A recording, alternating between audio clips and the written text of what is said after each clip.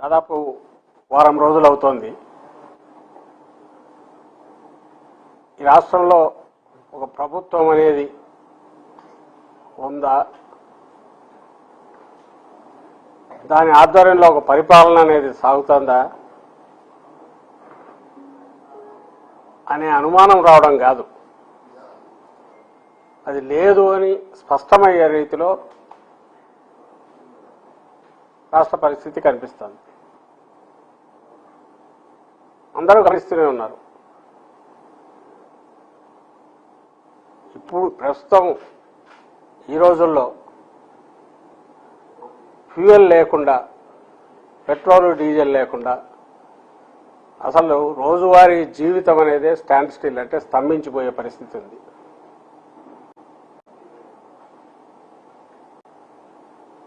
Petrol diesel లేకుండా power గన cut అయితే కంప్లీట్ స్తంభించిపోతుంది. డే టు డే యాక్టివిటీస్ అన్నీ, అలాగే డే టు డే యాక్టివిటీస్ మనం బతకడానికి అవసరమైన వాటి సమకూర్చేవన్నీ, అలాంటి పరిశ్రమలు కావచ్చు, సర్వీసెస్ కావచ్చు, అన్నీ స్టాండ్ స్టిల్కి వస్తాయి సరిగా లేకపోతే సప్లై. అత్యంత సెన్సిటివ్ ఇష్యూ. ఆ విషయంలో మన రాష్ట్రంలో దాదాపు వారం రోజులుగా, గత బుధవారము గురువారం నుంచి చూస్తే కళ్ళ ముందు కనపడుతోంది. దానికి ఎక్కడో ఎవరికో తెలియకుండా కానీ అడవుల్లోనో కొండల్లోనో లేకపోతే ఇళ్ల లోపల జరుగుతున్నది కాబట్టి మాకు తెలియదు అనుకోవడానికి లేదు. ఏ రోడ్డు మీద చూసినా వరుస పెట్టి క్యూలు వెహికల్స్ ఉంటున్నాయి. అవి పెద్ద పెద్ద ట్రక్కుల దగ్గర నుంచి 2 వీలర్స్ వరకు.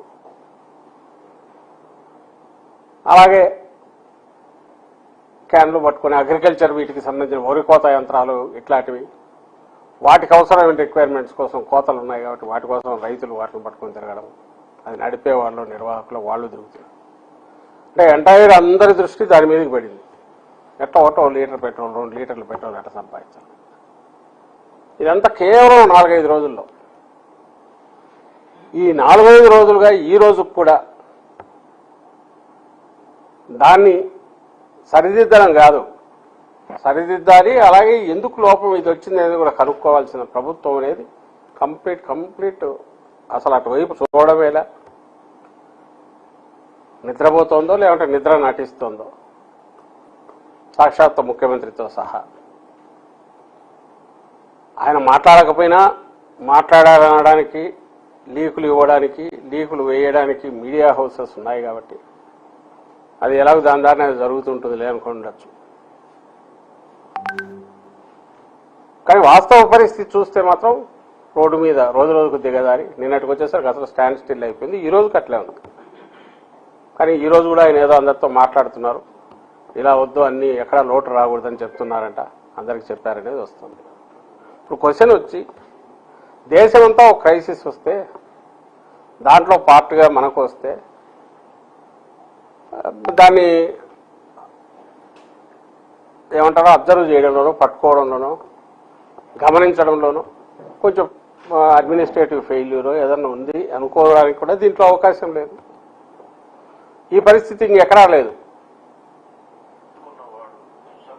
ఒక్క ఆంధ్రప్రదేశ్లో మాత్రమే ఉంది. ఏదైతే 2060, 47, 67, 3000 సంవత్సరం వరకు విజన్ పెట్టుకున్న ఆంధ్రప్రదేశ్, పెట్టుకున్నామని చెప్పుకుంటున్నా ఇక్కడ ఈ ఆంధ్రప్రదేశ్లో మాత్రమే ఈ పరిస్థితి ఉంది. మొత్తం ఎంటైర్ క్యాపిటల్ ఢిల్లీలో కూడా నిన్ననే ఆయన పోయి ఏదో business reformer of the year ఏదో అవార్డు కూడా తెచ్చుకున్నట్టున్నారు ఓ పత్రిక నుంచి. సో అక్కడ కూడా దేశాన్ని గురించి ఆయన విజన్ చెప్పినాడు చంద్రబాబు నాయుడు గారు. ఇంకా సరే, ఢిల్లీలో చక్రం తిప్పడం అంటే ఆయన ఎప్పుడు ఇటో అటో తిప్పుతూనే ఉంటాడు. ఇప్పుడుగా ఓపెన్గానే తిప్పుతున్నారు. సెంట్రల్లో కూడా మన ముఖ్యమంత్రి చంద్రబాబు నాయుడు గారు. ఇక్కడ ఉండేది కూటమి ప్రభుత్వం. కొన్ని సెంటర్ నుంచి డీజిల్ ఏమంటారు ఇవి రావాల్సినవి, పెట్రోల్ డీజిల్ రావాల్సింది అక్కడి నుంచి కూడా. మరి మన పక్క రాష్ట్రాలైన కర్ణాటకలోనో తమిళనాడులోనో లేని పరిస్థితి మనకు పక్క రాష్ట్రాలు కర్ణాటక, తమిళనాడు, తెలంగాణలో లేని పరిస్థితి, లేదా ఆ పక్కన మహారాష్ట్రలో లేని పరిస్థితి, లేదా కేరళలో లేని పరిస్థితి ఇక్కడే ఎందుకుంది? పోనీ ఇప్పుడు నేను చెప్పిన స్టేట్స్లో కర్ణాటకలో ఉండేది కాంగ్రెస్, తెలంగాణలో ఉండేది కాంగ్రెస్, పోనీ అది ఇప్పుడున్న ఎన్డీఏ కూటమి కాదు, తమిళనాడులో ఎన్నికలు మొన్న జరిగింది, అక్కడ ఉండే ఇండియా కూటమి ప్రభుత్వం, ఒక్కడ లేదు ప్రాబ్లం, ఇక్కడే ఎందుకుంది కూటమి ప్రభుత్వం ఉండి? ఆ కూటమికి హెడ్ చేస్తున్నది, నాయకత్వం వహిస్తున్నది చంద్రబాబు నాయుడు, అనుభవజ్ఞుడైన చంద్రబాబు నాయుడు గారి చోట ఎందుకు జరుగుతుంది? దానికి మాత్రం ఆన్సర్ ఇవ్వట్లా. ఎందుకు ఈ పరిస్థితి ఉంది రాష్ట్రంలో అనడానికి ఆన్సర్ ఇవ్వట్లా.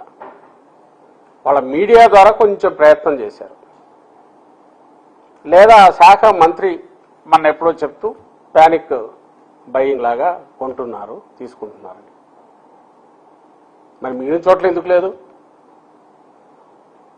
మీరు ఏది చెప్పినా కొన్ని ఇండస్ట్రియల్ బయింగ్ ఏదైనా ఉంది ఎక్కువ, బల్క్ బయింగ్ ఎక్కువ ఉంది, అగ్రికల్చర్ బయింగ్ ఎక్కువ ఉంది. సరే ఏ సాధన చెప్పండి, ఏ కారణమో చెప్పండి, ఇవన్నీ పక్క స్టేట్లో లేవా? అక్కడ వరి కోతకు వచ్చింటుంది, అక్కడ మైన్స్ ఉన్నాయి, అక్కడ ఇండస్ట్రీస్ ఉన్నాయి, మనకంటే ఎక్కువ కన్స్ట్రక్షన్ యాక్టివిటీ నడుస్తుంది హైదరాబాద్, బెంగళూరు లాంటి చోట. అన్నీ సేమ్ అక్కడ కూడా ఉన్నాయి కదా. మరి ఎందుకు ఇక్కడ మాత్రమే ఆ పరిస్థితి వచ్చింది గత 5 రోజులుగా? ఇదైతే ఖచ్చితంగా దీని ఆన్సర్ ఇవ్వాలిగా. ఇచ్చే ప్రయత్నం చేస్తోంది ఈ ప్రభుత్వం?